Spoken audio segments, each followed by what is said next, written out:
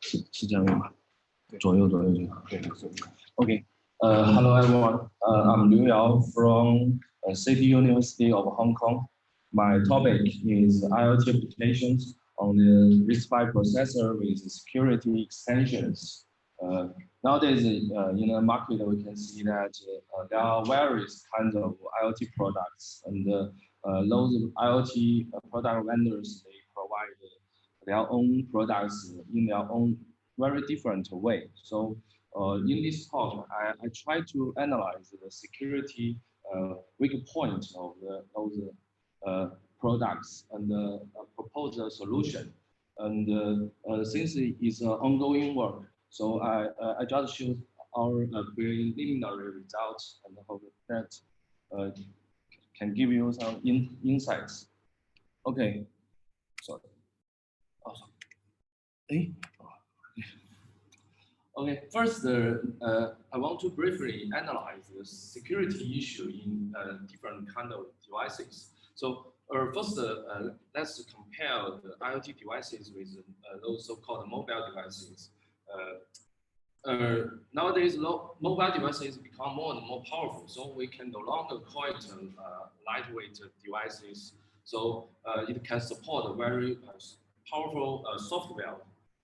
So a security system can be easily built in a software way because they support a very strong virtualization technology in the hardware. So they can provide a secure operation system to protect those privileges and do some isolations. Those are all security mechanisms. And in this scenario, for different applications, they can communicate independently, communicate with outside through some so-called PKI schemes. PKI is standing for public key infrastructure. Is currently the most secure way to secure to do the secure communication. So then let's look at the smart card devices. In most of the cases, we compare the IoT application to smart card devices. Smart card, we can, the most popular form is the crypto IC in our bank card. But in this slide, we just show the difference between these two applications.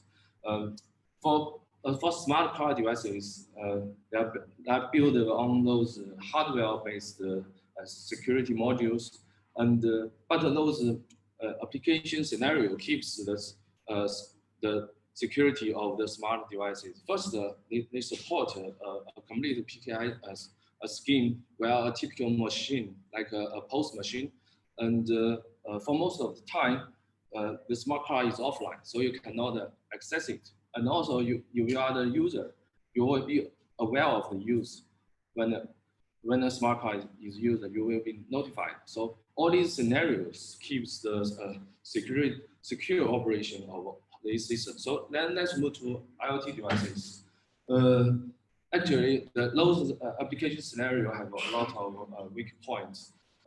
First, still they cannot access the internet independently. So it needs a gateway to get through. So it cannot has its own identification, and so that we cannot build a complete PKI system on the IoT devices.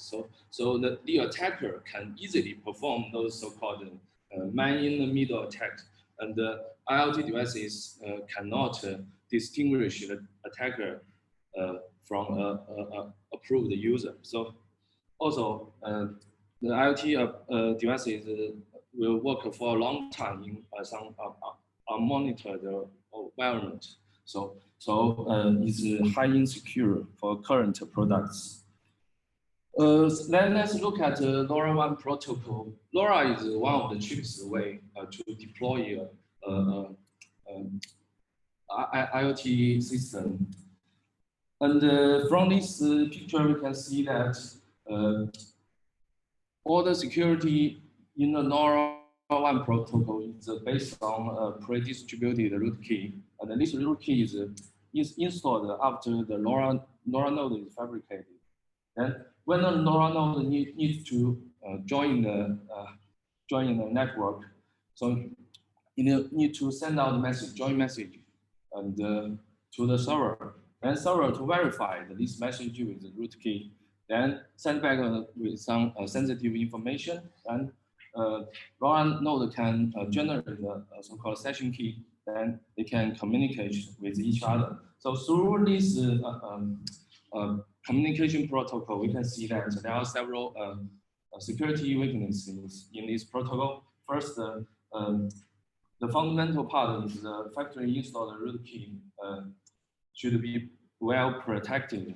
Then, but from our study, in most of the applications in the industry, they just put the root key in their software stack. So it's very easy to fetch out those most important parts through some like code injection or probing some attack measures. So, and also there's no PKI mechanism, only AES-128 is applied. So it's highly insecure. But I have to say the bright side is that the LoRa Alliance, they proposed a so-called fair access policy to they are targeted to balance the communication of all the LoRa nodes to make sure that all the LoRa nodes can equally access the server. So in some way, it can reduce the possibility of information leakage. Okay, so here we propose a secure LoRa infrastructure based on LoRa protocol. Here we can see that there's a server and gateway and the transceiver and our SoC system. We aim to protect the whole infrastructure in 3 layers. First, the protocol. We will build a PKI scheme over the LoRaWAN layer, and we will protect the runtime safety through some architectural support. And we also add some cryptographic primitives and modules to protect the hardware. So then let's look at a typical LoRaWAN frame. Actually, a frame of LoRaWAN is very short. It cannot be over than 250 bytes, and then you will subject that value with the frame header is even shorter. So you will want to add some PKI schemes into this frame. So the PKI scheme should be as compact as possible. So we do the investigation with the existing asymmetrical algorithms and the digital signature algorithms. So when we pick up the ECC 25519 curve and do to complete our infrastructure. Here now we propose 2 kind of solutions to build this kind of architecture. First is a pure software solution. From here, also in the software solution, there are 2 ways. First is you use those standard instructions to build the whole algorithm. But the crypto operation is usually time consuming, so it's not so efficient. But the bright side is that we don't need to modify the hardware. Then the second operation is option is we add some ISA extension and to support those primitive operations. Then we use the software to call those instructions to accelerate the whole system. The second solution is quite classic in those smart card applications. It's a purely hardware solution. So there will be a hardware accelerator outside. It's not so related to the operation of the processor itself. So these are 2 major solutions. First, we add we call it practical TRNG inside. This work we have done years before, and it has several advantages. First, it has a good stability, and it's highly compatible with the digital circuit design flow, and it has a desired performance for secure IT applications. And also, we have done some work to do the AES acceleration. Here is just a AES coprocessor, in the form of hardware.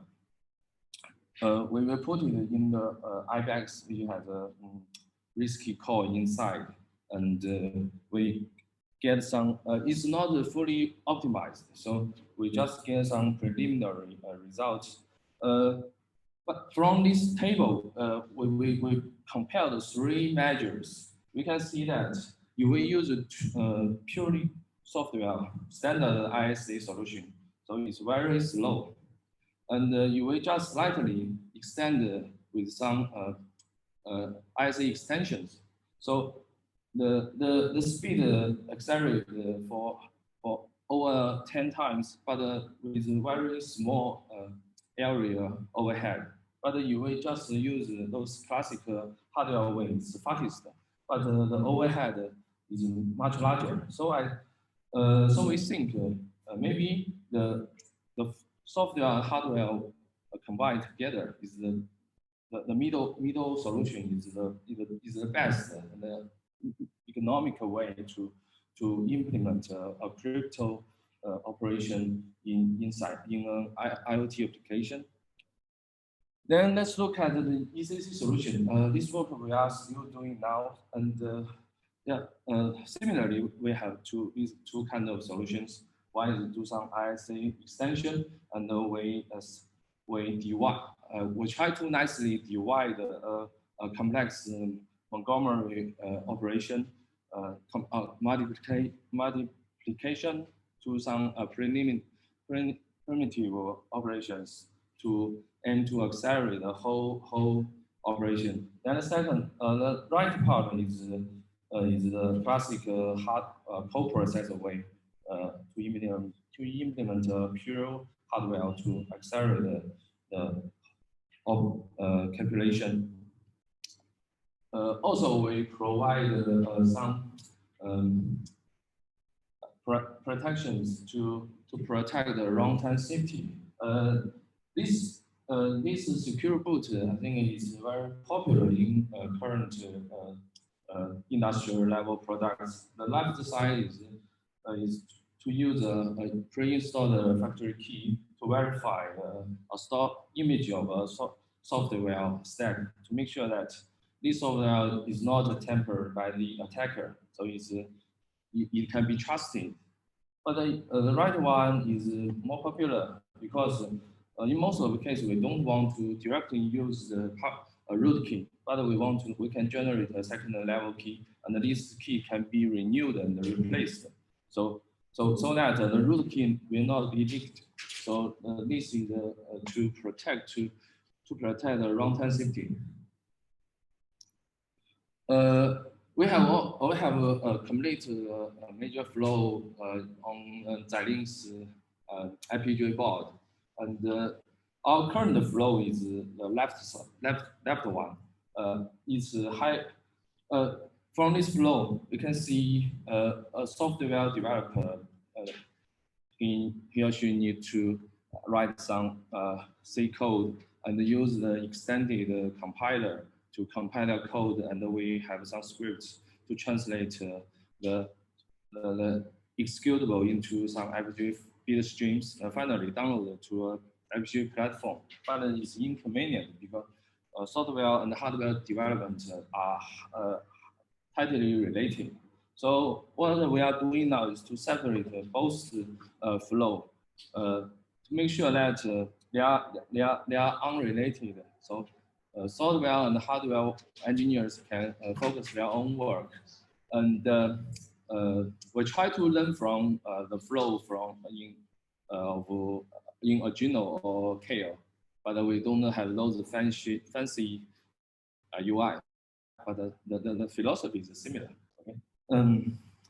Also, we do some work in the PCB level design because we know we do some investigation for the current product PCB products which has some FPGA implementation.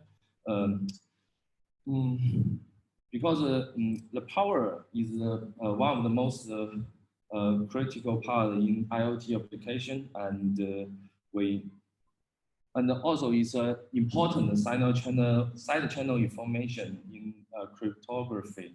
So we want to verify the side channel safety of the whole system, and we can also do some systematic comparison with the area, speed, and the power.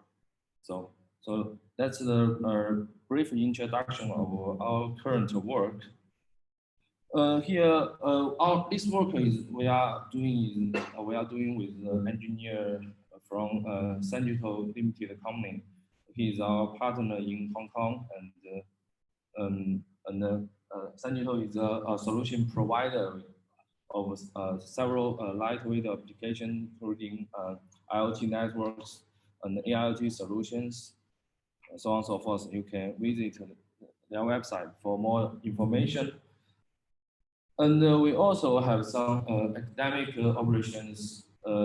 We joined the Inno Hong Kong project, which is one of the largest projects in Hong Kong, including almost all the university in Hong Kong. And we work with University of Oxford and the Alan Turing Institute. And here, in the last slides, I want to briefly introduce our team.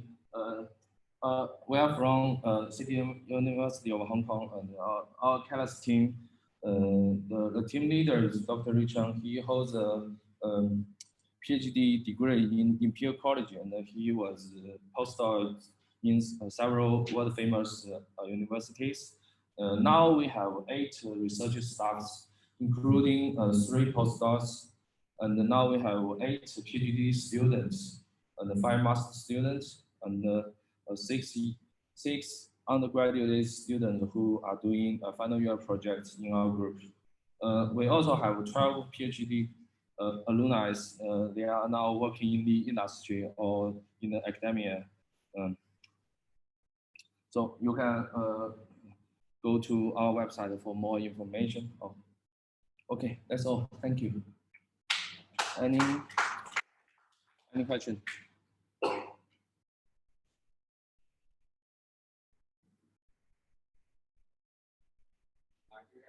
Yeah.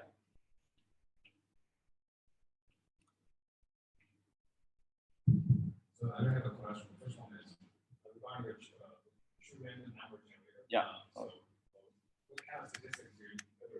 Like a particular year or? It's based on JIT. I think we call it.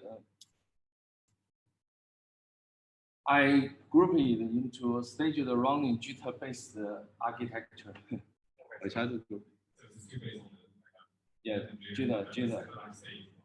Yeah, but it's we add some mechanisms like initialize. Then there will be a window to generate the randomness. Then how there will be a stop. When it's stopped, it will be the state will be halted. Then we do the sampling to get the randomness. Because those you may not be so familiar with so-called self-tendering because it's not common in our standard standard digital circuit design. It's a synchronous circuit, so you cannot simulate it, but it's easy to implement it on FPGA board, and it turns out the performance, I cannot say it's the best one, but I think it's have a good performance in our target application. That's all. Thank you. Actually, I have another question on just a general one, on the security one, security or cryptography. Yeah. Given the current flourish of the quantum computing, in the past, like if you want to do like a brute force attack, even with like 256 bits or even hey, this is only like 100 years to me. Yeah. The actual time now, Yeah. some has leverage. Yeah. Just a few seconds to get it down. So it's going to be a challenge. From the security perspective, it's going to be a huge challenge that you guys have to face. Yeah, I think in the academic area, a lot of researchers are doing work on the so-called post-content cryptography. But I think in the industry is far from to be product. It's just it's just a solution for the threat maybe 10 years or 20 years ago, because we don't know when the quantum computer will be invented. But when it's invented, we must be ready. Or because at that time, if we don't have this kind of solution, then the whole world will be attacked, and we don't have a measure. So that's what those crypto guys are doing now in the research area. Okay. Thank you. Yeah, you're welcome. Do we have any other questions? If not, then let's thanks again, Howard. Oh, thank you.